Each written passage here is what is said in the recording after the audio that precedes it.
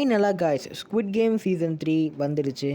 And oh my God, இந்த வீடியோவில் நிறைய ஸ்பாய்லர்ஸ் நான் டிஸ்கஸ் பண்ண போகிறேன். இது ஒரு ரிவ்யூன்றதை தாண்டி ஒரு ஸ்பாய்லர் உள்ள ஒரு டிஸ்கஷன் வீடியோ தான் இது. ஸோ சீரீஸ் பார்த்தவங்க மட்டும் இந்த வீடியோவை பாருங்கள். நான் சீரீஸ் பார்க்கல அப்படின்றீங்கன்னா தயவு செஞ்சு இந்த வீடியோ ஸ்கிப் பண்ணிவிடுங்க. இல்லை எனக்கு ஸ்பாய்லர் கொடுத்தாலும் பரவாயில்ல அப்படின்னா நீங்கள் இந்த வீடியோ கண்டினியூ பண்ணலாம். பட் வீடியோ பார்க்குறதுக்கு முன்னாடி நான் நல்லா ஒரு வார்னிங் கொடுத்துட்றேன். இந்த வீடியோவில் ஃபுல் அண்ட் ஃபுல் ஸ்பாய்லர் தான் இருக்க போது. நம்ம ஸ்பாய்லர் தான் டிஸ்கஸ் பண்ண போகிறோம். ஸோ பார்த்துட்டு வாங்க. அரவுண்டு 6 ஹவர்ஸ் இந்த சீரீஸ் ரன் ஆகுது. அண்ட் அந்த 6 ஹவர்ஸுமே கொஞ்சம் ஸ்லோவாக போகிற மாதிரி தான் இருக்கும். But it's just so good. அந்த 6 மணி நேரம் ஒரு எமோஷ்னல் ரோலர் கோஸ்டரில் போயிட்டு வந்த மாதிரி இருக்கும். சீசன் 2 அளவுக்கு இதில் வந்து பெரிய ஃபன்னெல்லாம் இருக்காது. பட் ரொம்பவே எமோஷ்னலாக இருக்கும். சில பேரோட சாவெல்லாம் பார்க்கும்போது நம்மளுக்கு ஒரு மாதிரி ரொம்பவே கஷ்டமாக இருக்கும். ஸோ நம்ம இந்த சீரீஸில் ஃபஸ்ட்டு பாசிட்டிவ்ஸை பார்த்துருவோம். நெகட்டிவ்ஸ்னு இந்த சீரீஸில் பெருசாக இல்லை. ஸோ நான் நெகட்டிவ்ஸை பற்றி டிஸ்கஸ் பண்ண போகிறது கிடையாது. போகிற போக்கில் ஒரு சின்ன நெகட்டிவ்ஸை சொல்லுவேனே தவிர நெகட்டிவ்ஸ்ன்னு தனியாக டிஸ்கஸ் பண்ண மாட்டேன். வெறும் பாசிட்டிவ்ஸ் மட்டும்தான் இந்த சீரீஸில் இருக்குது. அந்த வகையில் இந்த சீரீஸோட ஃபர்ஸ்ட் பாசிட்டிவ் அப்படின்னா ரைட்டிங். இந்த சீரீஸில் ஒவ்வொரு கேரக்டருக்கு உண்டான ரைட்டிங்கை பர்ஃபெக்ட் பண்ணிட்டாங்க. சில பல கேரக்டர்ஸை தவிர லைக் இன்ஹோ ஜின்ஹோ இந்த 2 கேரக்டருக்குள்ளே இந்த பாண்டிங்கை சரியாக காமிக்கல. அண்ட் காட் லெவனுக்கு கொஞ்சம் ரைட்டிங் கம்மியாக போயிருக்கும். அப்படின்னு சில பல கேரக்டர்ஸை தவிர மற்ற எல்லா கேரக்டருக்குமே ரைட்டிங்கை பக்காவாக எழுதியிருப்பாங்க. அந்த கேரக்டர் கூட நம்ம ரொம்பவே எமோஷ்னலாக கனெக்ட் ஆகிருப்போம். முக்கியமாக ஜீஹான் கேரக்டரோட இந்த ரைட்டிங் வந்து என்னமா எழுதியிருப்பாங்க. அந்த கேரக்டரை வந்து நம்ம பார்க்கும் போதெல்லாம் நம்ம வந்து ஒரு மாதிரி இருக்கும். அந்த கேரக்டர் ஸ்டார்டிங்கில் ஒரு பேய் மாதிரி இருக்கும், அதுக்கப்புறம் கடைசியில் ஒரு ஏஞ்சல் மாதிரி தெரியும். அந்த character writing is just perfect man, perfect. அதே மாதிரி மற்ற எல்லா கேரக்டரும் அந்த பாட்டி கேரக்டர், அந்த ப்ரெக்னென்ட் லேடி, அந்த லவ்வர், அந்த பாட்டிக்கும் அந்த பையனுக்கும் இருக்கிற பாண்டிங், எந்த அளவுக்கு கடைசியில் அந்த பாட்டியை துணிஞ்சு அவங்க பையனே கொலை பண்ணுறாங்க. Man, every thing was just so good. இந்த சீரீஸில் கேம்ஸ் தான் ஃபஸ்ட்டு ஃபோக்கஸ்டாக இருக்கும். பட் இந்த சீசனில் கேம்ஸ் மேலே அவங்க பெருசாக ஃபோக்கஸே பண்ணல. ஐ மீன் அந்த ஹைட் அண்ட் சீக் கேம் ஓரளவு நல்லா இருந்தது. பட் அந்த அந்த கேம் பேர் மாற்றிட்டேன். பட் அந்த செகண்டாக அந்த கேம் வந்து நம்ம கூட பெருசாக பிடிக்கல. ஏன்னா அந்த கேம் வந்து ஒரு ஃபில்லர் கேமாக தான் இருந்தது, மற்ற கேரக்டர்ஸை கொலை பண்ணோன்னு சொல்லிட்டு. அதனாலேயே அந்த கேம் மேலே பெருசாக இல்லை. பட் அந்த ஹைட் அண்ட் சீக் கேம் ரொம்பவே நல்லா இருந்தது. அந்த கேமில் தான் நம்ம நிறைய எமோஷன்ஸ் கூட போவோம். அந்த பாட்டி அந்த பையனை கொலை பண்ணுறதாகட்டும், அப்புறம் அந்த ஹுஞ்சி கேரக்டர் வந்து அந்த பாட்டியும் அந்த பொண்ணையும் காப்பாற்றுறதுக்காக வந்து இறந்து போகிற சீக்வன்ஸ் ஆகட்டும், எல்லா சீக்வன்ஸுமே நம்ம கூட ரொம்ப எமோஷ்னலாக கனெக்ட் ஆகிட்டு நம்மளுக்கு வந்து சில இடத்துல ரொம்ப ஃபீலிங்காக இருக்கும். அந்த மாதிரி ஒரு பக்காவான ரைட்டிங்கை கொடுத்துருப்பாங்க. அண்ட் டெக்னிக்கலாக இந்த சீரீஸை அடிச்சிக்கவே முடியாது. ஏன்னா டெக்னிக்கலாக மியூசிக் ஆகட்டும், எஸ்எஃப்எக்ஸ் ஆகட்டும், இந்த லைட்டிங் ஆகட்டும், சினிமாட்டோகிராஃபி ஆகட்டும், எல்லாத்தையுமே பர்ஃபெக்ட் பண்ணியிருப்பாங்க. லிட்ரலி நீங்கள் எந்த ஷாட் எடுத்தாலும் ரொம்ப நல்லா இருக்கும்.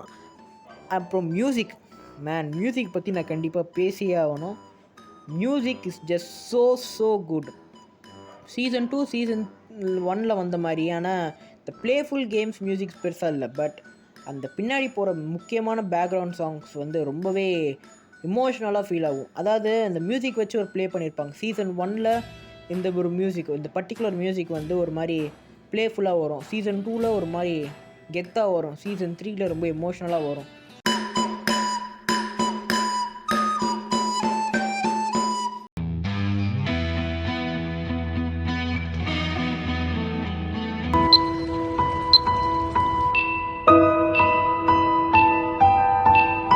அந்த மாதிரி அந்த மியூசிக் கூடயே நம்மளுக்கு வந்து ரொம்ப கனெக்டிவிட்டியை உண்டாக்கியிருக்கிறாங்க. ஒவ்வொரு கேரக்டரோட எண்டிங்கும் நம்மளுக்கு வந்து ரொம்பவே இன்னும் அதுக்குள்ளே போட்டு தள்ளிட்டீங்கன்ற மாதிரி இருக்கும். ஆனால் நம்ம எக்ஸ்பெக்டேஷனுக்கு ரொம்பவே ஹையாக தான் அவங்க செட் பண்ணியிருக்கிறாங்க. நம்ம எக்ஸ்பெக்ட் பண்ணதில் ஒன்று கூட அங்கே பெருசாக நடக்கவே இல்லை. நான் என்னென்னமோ எக்ஸ்பெக்ட் பண்ணி போனேன். பட் எல்லாமே ஆப்போசிட்டாக தான் நடந்தது. நான் வந்து ஒரு ஹாப்பி எண்டிங் இருக்கும்னு பார்த்தேன். பட் ஒரு ஹெவி ஹார்ட்டட் எண்டிங்காக தான் இருந்தது. ஆக்சுவலி இந்த சீரீஸ் முடிச்சுட்டு எனக்கு வந்து வீடியோ பண்ணணும் எந்த ஒரு மைண்ட் செட்டும் இல்லை. நான் வந்து ஒரு 5 நிமிஷம் சைலண்ட்டாக உக்காந்துருந்தேன். என்ன பண்ணுறது, ஒன்றும் புரியல எனக்கு. என்னடா இப்படி முடிச்சிருக்கீங்க அன்ற மாதிரியான ஒரு ஹெவி ஹார்ட்டடோட தான் இந்த சீரீஸ் முடிஞ்சுது. அண்ட் என்ன கேட்டால் இட்ஸ் ஜஸ்ட் பர்ஃபெக்ட். நிறைய பேருக்கு வந்து எண்டிங் பிடிக்காமல் இருக்கலாம். நிறைய பேர் சொல்லலாம் என்னடா எண்டிங் இது வந்து ரொம்பவே மொக்கையாக இருக்குது அப்படின்னு சொல்லலாம். பட் என்ன கேட்டால் நல்லா இருந்ததுங்க. இதை விட ஒரு பர்ஃபெக்ட் எண்டிங்லாம் கொடுக்க முடியாது. அண்ட் ஒரு சின்ன மைனஸ் என்னென்னா அந்த தேஹோ கேரக்டரை வந்து அவங்க சரியாக எக்ஸ்ப்ளோர் பண்ணாதது. அதாவது அந்த கேரக்டரை பார்த்தா பாவமாக தான் இருக்குது, பட் திடீர்னு அது வந்து வில்லனாக மாறுது, திடீர்னு அது வந்து கோவப்படுது, திடீர்னு பாவமாகுது. அந்த கேரக்டர் மேலே ஒரு ஒரு பாவம் இருந்தாலும் அவங்க அந்த கேரக்டரை கொல்லணுன்றதுக்காகவே ஏதோ வந்து ஃபோர்ஸ்ஃபுல்லாக பண்ண மாதிரி இருந்தது. மற்றபடி எனக்கு வந்து வேறு எந்த நெட்ஃப்ளிக்ஸும் பெருசாக கிடையாது. அண்டு சில பல சூசைட்ஸ் எல்லாம் வரும். அந்த சூசைட்ஸ்லாம் பார்க்கும்போது மட்டும் நம்மளுக்கு கொஞ்சம் மன கஷ்டமாக இருக்கும். முக்கியமாக அந்த பாட்டி சூசைட் நான் வந்து எக்ஸ்பெக்டே பண்ணல. திடீர்னு ஒரு மாதிரி ஜம்ப் ஸ்கேர் மாதிரி வந்தது. அண்டு ஒரு மாதிரி ரொம்ப ஹெவி ஹார்ட்டடாக இருந்தது. ஹாரர் இந்த சீசனில் ஹாரரை ரொம்பவே பக்காவாக ஹேண்டில் பண்ணியிருப்பாங்க. அதாவது சீசன் 1 ஒரு டிஃப்ரெண்ட் டைப் ஆஃப் ஹாரர் இருக்குன்னு நான் சொல்லியிருப்பேன். அதை வந்து சீசன் 2 வந்து பெருசாக கொண்டு வந்திருக்க மாட்டாங்க. பட் சீசன் 3 அந்த ஹாரர் தான் முக்கால்வாசி இடத்துல. ஃபார் எக்ஸாம்பிள் ஃபஸ்ட்டு 2 எபிசோட்லையும் நீங்கள் கீஹானை வந்து பார்த்தீங்கன்னா ஏதோ பேய் மாதிரி இருப்பார். அப்படியே முறைச்சிக்கின்னு அந்த தேவோ கேரக்டர் முறைக்கிற சீக்வன்ஸ்லாம் ஒரு மாதிரி அவர் ஏதோ பேய் மாதிரி இருப்பார். அந்த ஒரு கேப்சரை வந்து அவங்க ரொம்ப அழகாக பண்ணியிருப்பாங்க. அதே மாதிரி சில விஷயங்களை சடனாக காமிக்கும் போது நம்மளுக்கு வந்து லிட்ரலி ஒரு மாதிரி நம்ம உடம்புலாம் உறைஞ்சிடும். அந்த மாதிரி அந்த ஜம்ப் ஸ்கேர் அந்த ஹாரர்ஸையும் வந்து ஓரளவுக்கு நல்லா புல் ஆஃப் பண்ணியிருப்பாங்க. அண்ட் ஃபேஸிங் கிட்ட வந்தோன்னா எனக்கு 6 ஹவர்ஸ்ன்றது ஒரு 5 ஹவர்ஸ் ஒரு 4 ஹவர்ஸ்குள்ளேயே முடிச்சிருக்கலாமோன்னு தோணுது. ஏன்னா வந்து சில இடத்துல ரொம்ப லேகியாக ரொம்ப ஸ்ட்ரெச்சியாக ஃபீல் ஆகுது. அதை வந்து கொஞ்சம் கட் ஷார்ட் பண்ணி ட்ரிம்டாக ஒரு மாதிரி சாப்டாக கொடுத்துருக்கலாம்.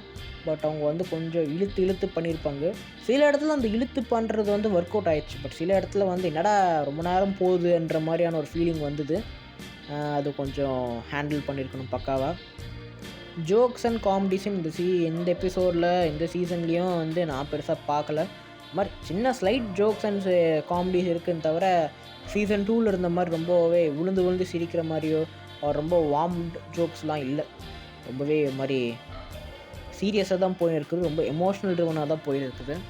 இப்போ ஃபைனலாக நம்ம டிஸ்கஷனுக்குள்ளே வருவோம். இந்த எண்டிங் பர்ஃபெக்டான எண்டிங்காக, அப்புறம் அவங்க கடைசியில் டிஸ்கஸ் பண்ண நிறைய ஃபிலாசபிக்கல் விஷயம், முக்கியமாக அந்த அப்பாவே வந்து அந்த குழந்தைய சாக்ரிஃபைஸ் பண்ணுற அளவுக்கு க்ரீட் அப்படின்ற ஒரு விஷயம் வந்து அந்தளவுக்கு புஷ் பண்ணுமா அப்படின்னு வந்து அவங்க டிஸ்கஸ் பண்ணியிருப்பாங்க.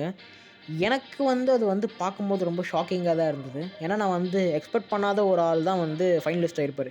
எம்ஜி காயின்லாம் வந்து இந்த 4th கேம்லேயும் 5th கேம்லேயும் செத்துருவாருன்னு தான் நினச்சேன். பட் ஃபைனலிஸ்ட் ஆகிட்டு அந்த குழந்தைய அவர் வந்து நான் கொண்டுடுவேன் அப்படின்னு சொல்கிற ஒரு சீக்வன்ஸ் எல்லாமே வந்து நான் வந்து ஃபுல் ஷாக்கில் தான் உட்காந்துருந்தேன். என்னடா இப்படி பண்ணுறீங்க என்ற அந்த ஒரு ஷாக்னஸ் என் ஃபேஸில் நல்லாவே தெரிஞ்சுது.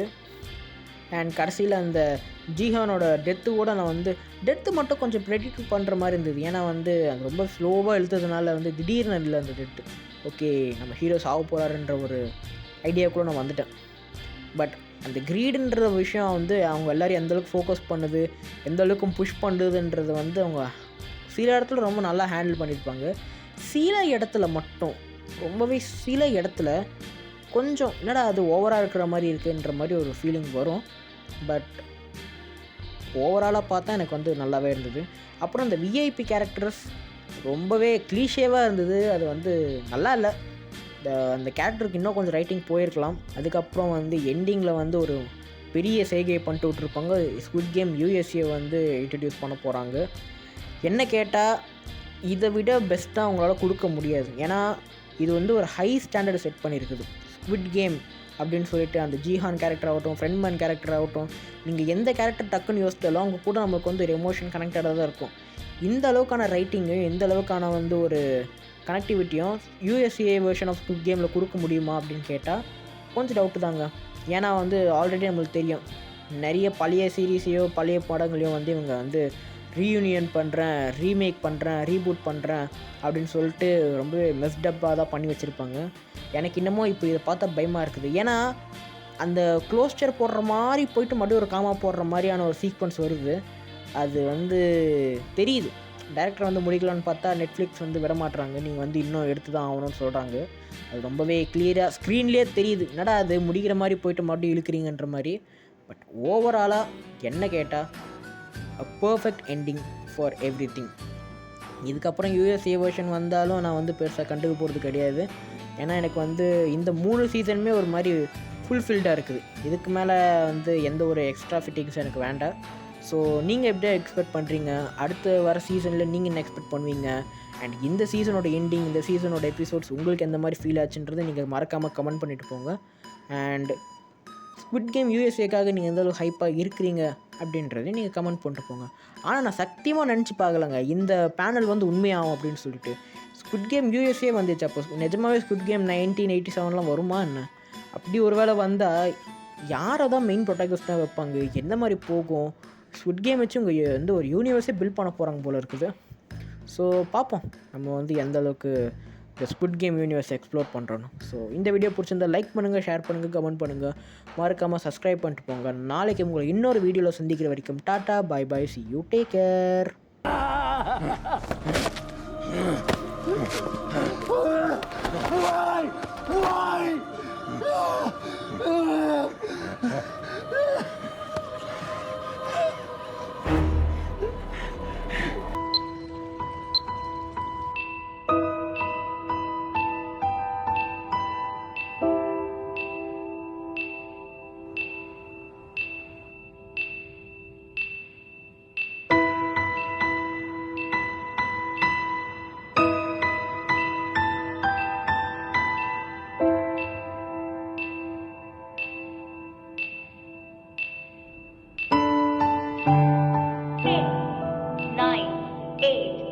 Seven, 6, 5, 4, 3